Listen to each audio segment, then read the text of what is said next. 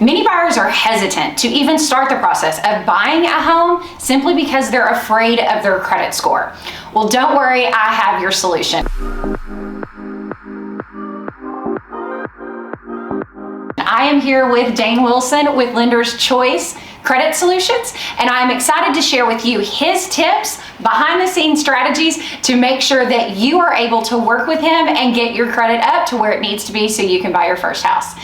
Thank you so much for joining us. I do greatly appreciate it. As you know, a lot of the times, if I've been in the business for over 20 years, a lot of the times buyers are just scared of what their credit score could be or what they think they need to even begin to do to improve those credit scores. So what are probably your 3 biggest tips on improving your credit score? Absolutely. So the first thing I suggest is to go ahead and sit down with the lender, have them pull your credit report and get an idea of where you are today. Unfortunately, there's no place online to get the same exact scores lenders use, and the sites online, you might do something that improves those scores, but it might not be something that improves the scores that lenders use. And so bite the bullet. Even if you get a hard inquiry, it's okay. That very minimally impacts the score. Get an idea of where you are right now so that from there you can put together a game plan to get from A to B as quick and cheap as possible.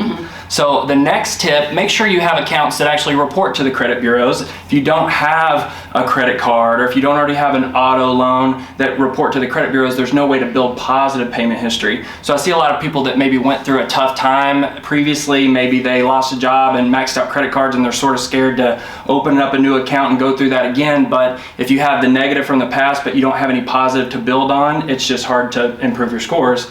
And then lastly, if you do have open credit cards, make sure you keep those credit card balances paid down. Ideally pay them off. If you keep a very, very small balance, 1 to 10%, that's great, but paying them off is still very good for your credit scores, and that way it saves you a little bit more money that you can use for your new house. That is fantastic. I will tell you, the credit card thing was something that no one ever taught me. So when I was shared that exact same information, and we keep our credit balances at 0, if not under 10%. So if you have a $5,000 credit card, you're going to want to make sure it's under $500. That 10% rule really matters, and it does strongly impact your credit score. So what do you think is probably the biggest, we said hesitation, that clients have in even starting the process? What's their concern? Absolutely. So one thing is, I see a lot of people who are sort of hesitant because maybe they're embarrassed or they just don't want to revisit, what that looks like. But the number one feedback I get after someone has come to us and we've talked it through is, that was a lot easier than I thought it was going to be. And I think they feel better when I say, this is not the worst thing we've ever seen. You're not unfixable. This can very well be fixed in a quick period of time. I think most people are like, well, is my situation fixable? So that's number one. Number two is maybe they have personally or have heard that somebody went through a bad experience maybe with the credit repair company, or they heard that it's thousands and thousands of dollars, and so maybe they don't move forward just for that reason. So one thing that we've vowed to always do forever is we make our initial consultation process free, just so that they do at least get the game plan or the steps to take, because that in a lot of ways is the most important part. And then we go through pricing, we go through time frame, we set very realistic,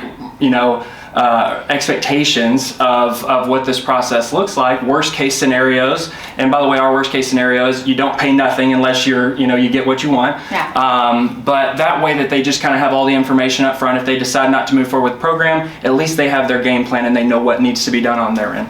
Okay, perfect. And if somebody, obviously there are horror stories of past credit repair companies and things of that sort that it really didn't benefit them. But it does sound like you guys really have an idea of what's going on, and you want to make sure that the client is first. So if they are wanting to work with you, what's the best way? Where do they even begin? So start with the initial consultation. If they go online, they can schedule an appointment with me at any time that that works best with them. I'll leave my scheduler wide open, nights, weekends, whatever works best for you. We'll do that initial free consultation. We'll come up with a game plan, and if they decide to move forward, then I send them information to enroll and we get started. You have a client portal where you can log in anytime and track your progress. Obviously you have access to me and my team anytime as well to get updates. And it's a month-to-month program, and we just monitor. We see how much improvement we're making each month, and as soon as we have them where they need to be to get a new home, then we stop right there and get them back to you. Okay, great. You just said something, so I'm going to ask a question on the fly a little bit. Yeah. What is on average from the time that somebody starts with you to the time that they are ready to start their home buying process? On average, 4 months. And so that means, just looking at every client we've had, that's what it is. But we have a lot of clients that finish in 1 or 2. We have clients that finish in, sometimes it takes longer than 4, 5, 6. And so I was just speaking to somebody just a few minutes ago, and I said, look, I don't want to discourage you and say 5 to 6 because it very well may not be, but I don't want to, overpromise either and say 1 to 2, even though we have clients that finish in 1 to 2 all the time. So 4 to 6 is a good sort of safe, range, but it's a month-to-month program. If we can get it done in 1, we will absolutely try to do that. That is fantastic. Well, again, thank you so much. You are just a plethora of information, so I appreciate you sharing. And if you are a buyer or you're wanting to start the process of buying your home and you really don't even know where to begin, I would definitely recommend starting with information. Information is key, and you don't know where you're headed if you haven't got a roadmap, so I think that's a great way of doing that. As always, thank you guys so much for taking the time to watch this video. If you're looking for more buyer's tips or how to go through and start the process of buying a home, go ahead and follow me below. And until next time, we'll see you guys soon.